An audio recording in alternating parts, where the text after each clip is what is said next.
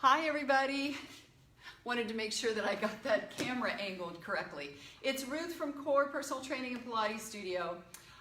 So I've decided that I've had a couple of people ask questions about what is Pilates equipment, because on our schedule it says Pilates equipment group or something like that when you go to the tab. So Pilates equipment can be a number of different things. I'm sitting on our reformer, okay? On the end, you probably can't see it very well right now in the camera, but on the end is a tower unit, which is used to do a lot of things that we would traditionally do on our Cadillac or our trapeze table, which is back in the right-hand corner. I don't know if you can really see it from the camera. We also have a chair, and so there's lots of different equipment that Joseph Pilates created and that you can do the Pilates work on, and you just do it in different ways. So it just kind of depends on what the goal is and what you're trying to achieve. In our group, we use the chair, the tower, and the reformer. But when you're doing privates, we also use the ladder barrel, which you can probably see in the back corner there. It's a big barrel with a ladder coming up, and then of course the trap table. We also have mini arcs, which you can use in place of the ladder barrel, even in a group setting. So there's just so many options that I thought maybe today I would just show you a few things that you can do on the reformer, and then we're gonna do a series of this over the next few weeks. I'm gonna show you some things you can do on the chair, some things you can do on the trap table or the tower unit, some things that you can do on the ladder barrel even, or the arc, because those they actually sell for pretty inexpensively. You can use them at home too. So this is the reformer. So we're going to talk about this today. You have a foot bar, you have a foot plate which can lock. Right now it's in a locked position. You have different springs that you can use for this. Right now I have it on just kind of a medium spring because I want to show you a few things kind of quickly. And we work in Pilates on core stability, we work on spinal mobility, we work on taking your spine through all the different ranges that are important for spinal health. And of course, you know, everybody's different. If we have someone who has osteoporosis, then they shouldn't be doing any heavy like flexion of the spine, or end range, you know, twisting or lateral flexing. So we would modify for that person. You have people who have stenosis who can't do a lot of lumbar extension because maybe their stenosis is here in the lumbar region, which is, you know, usually where you'll find a lot of it. So they can't do a lot of extension work, which is coming this way with your spine. So we modify, you know, depending on the person, but we are trying to work that spine through different ranges of motion. You can work your whole body on the reformer in lots of different ways. So the first thing I'm going to show you is, we call this footwork. You're going to lay on the reformer, and of course if you're coming here for Pilates, we would be teaching you all kinds of things about neutral pelvis and spine, how to find it, how to do ribcage breath, so that you can get the most out of your Pilates practice. But footwork consists of moving the carriage, using your legs, maintaining your neutral position. So I want to make sure as I push with my legs that I'm not flattening or arching my back, and I'm able to sustain that neutral position. We're going to take the feet through lots of different ranges of motion. Then I kept it on a medium spring because I wanted to go right into the arm work and show you this. So with the arm work, or supine arm work, we're going to take our legs into what we call tabletop. So now I'm already working my core. And with this spring tension, which is a little heavy for me actually for arm work, it's going to feel like you're getting a lot more core work as well. So we work that arm through different ranges of motion. So we're going to take it out even to a wider position, which is going to challenge the rotator cuff just a little bit more as we move the arms. And so we can do circular work, we can do tricep work. There's a lot of things we can do. We can work harder by taking the legs out a little bit more. And I can't even go through all the exercises that you're capable of doing on the reformer. But I'm just trying to touch on some of the basic stuff. Then if we put our feet in the straps, we can go to some leg work where, again, we're trying to stabilize in the core, but we're also getting some flexibility as we're working the legs. So I'm getting some muscular work happening, but my legs are in an elongated fashion. We can bend and push, we can take the legs wider, we can go into a circular motion again.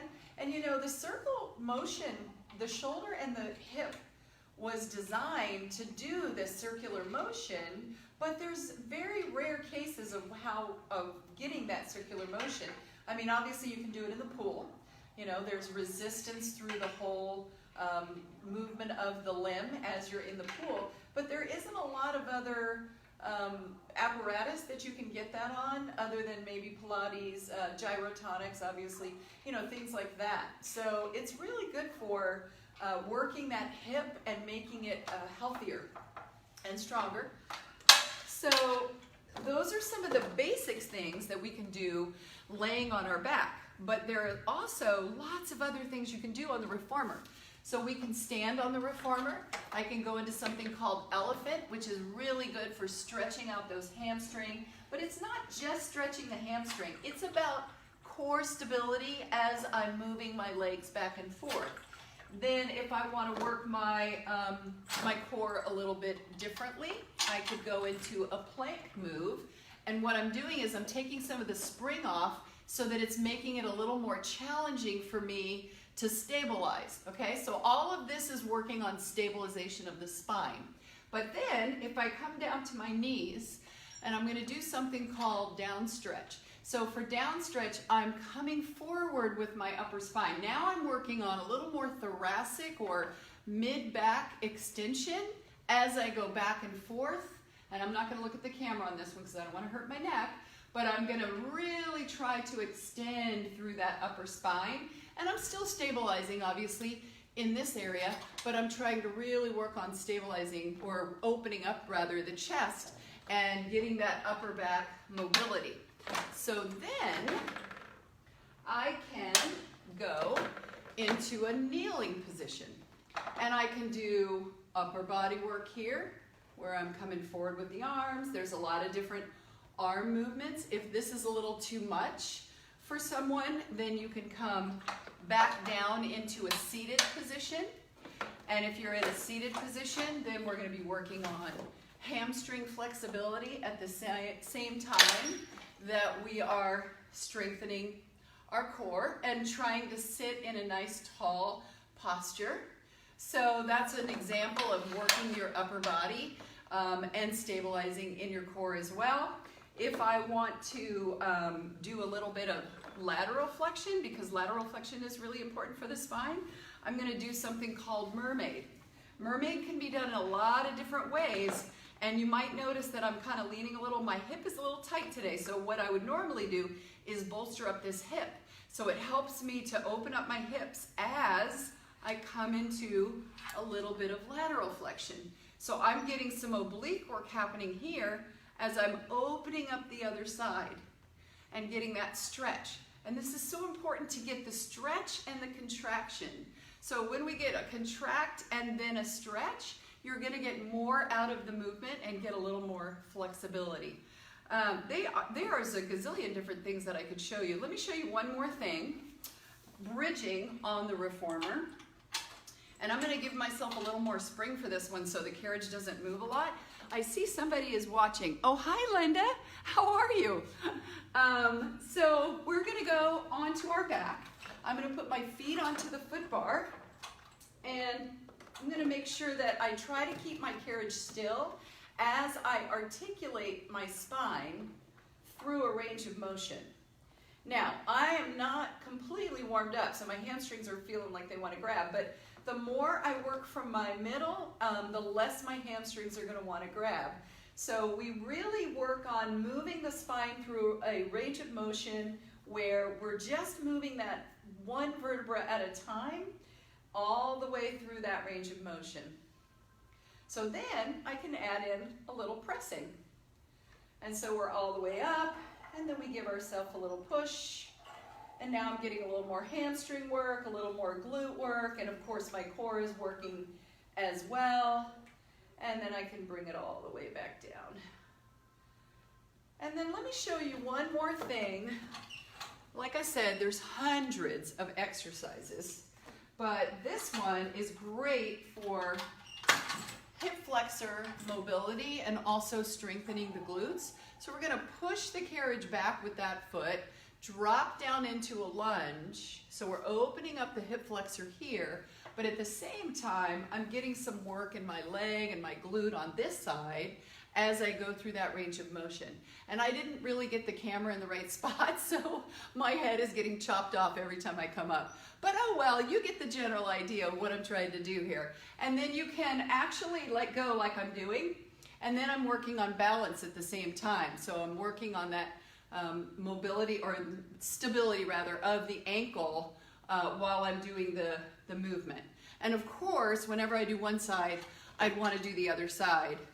But I wanted to just give you a little taste of the reformer. And so next week, we're going to talk about either the tower or the trap table or the chair. So make sure you tune in so you can see a little taste of what we do with that apparatus. And I do want to make sure that you all know that we're going to be having lots of other types of trainings coming up here in the studio pretty soon. So keep in touch with us, keep watching, and you'll be finding out more about that. But I'm really looking forward to it. So you all have a wonderful day. And Linda, thank you so much for watching. It was good to see you here. All right, take care, everybody.